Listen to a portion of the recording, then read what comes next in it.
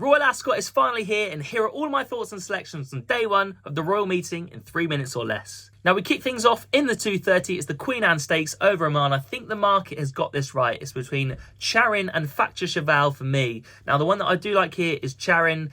Now, Facture Cheval actually beat him last season, but Charin this season just seems a little bit of a different horse, a little bit more like he's progressed and got his mind on the game. He won impressively first time out. Audience was a runaway winner of the Lockinge, but Charin was the only horse that was able to go after him and put about 6.5 lengths between him and third. So for me, Charin wins the opener around about 100-30. The second race, the 3:05, is the Coventry. It's over 6 furlong on Group 2, and this is a really, really tricky race. You've got 2 rolls with not a lot of form, but there's 2 that I like. The first one I like is Francisco's Piece at 16-1 each way. It's run 3 times. It's finished first, second, and first. It went over to France, won there. I think that experience will put him in really good stead here. He's stepping up to 6 furlongs. Again, I think that's another positive. And at 16-1, he's worth an each way punt. The main fancy in this race, though, is Andesite. A 9-1 poke for the Karlberg team. I was really, really impressed on his debut. Him and the second pulled right away from the rest of the field. I was impressed with that run. And I think at 9-1, again, he's worth an each way punt.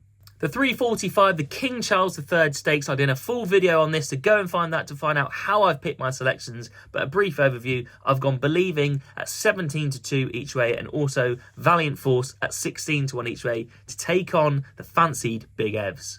The 4:25, the St James's Palace Stakes over 7 furlongs, a cracker of a race here. You've got Rosalian against Notable Speech, the 1-2 in the English 2,000 guineas, and I think the form is going to stay the same. I'd be all over Notable Speech to come out on top and win again for the boys in blue. Around about 6-5. Hopefully that will look fair should he bolt in. The 5:05 is the Ascot Stakes, 2 mile 3 class 2. Not the classiest of races on the cards. The one I like here has been backed in though, which is annoying because I wanted to back him each way. The horse is Zandabad. Now at 7-2, was 5-1 yesterday, so I'm annoyed that I've missed the price. It was third in the Chester Cup behind Zoffy. It was quite far back, came out wide and flew home. It's got William Buick on board for Willie Mullins. I think this horse has got a lot going for it. There might be a couple that better handicap, but I think you're going to get a great run for your money. And hopefully Zandabad at 7-2 can win the Ascot Stakes. The 5:40, the Wolferton Stakes, is a listed race over 1 mile and 1 furlongs, and I've been going back and forwards in my head over 3 horses here. You've got 3 horses at the top of the market, and all of them have a massive chance of winning. You've got Isra, you've got Torito, and you've also got Botanical. Now, Botanical has been very, very impressive this season, but he's stepping up from handicap up to listed stakes, and there's just enough question marks to put me off him, even though I've backed him the last 2 times he's won.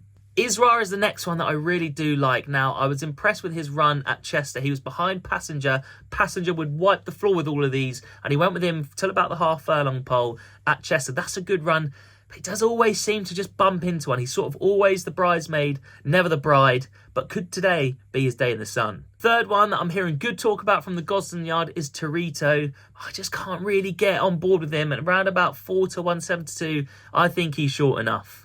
There's one that I like at a big price, and there's Uzo at 28-1. He's won 3 on the bounce, went out to the Middle East and won twice there. He's high enough in the handicap, but I think he's impressive. I think he's improving. Uzo could run into a place at 28-1, and I don't know how I'm going to play it. I think I'm going to end up back in Israel at 7-2 to finally have his day in the sun. Now, the final race of the day, the 6:15, is the Copper Horse Handicap. It's 1 mile 6 furlong, a class 2. And do not follow me on this one because I'm purely backing this horse because I love it. And it's my mate Mozzie. I was all over him for the Arco at Cheltenham. Don't ask me why. He didn't perform there. But I do love the horse. I think he's got the speed for this. And I would just be kicking myself should he win and I not back him. So my mate Mozzie, 8-1, is an each way poke. Hopefully gets us a winner in the last. But let me know in the comments, who are you backing? I'm at Ascot Tuesday, Wednesday and Friday. I'll be trying to do selections all the time. Make sure you follow me on Instagram at Basherwatts. Good luck. Let's have a great week. Yeah, I'm on a boys.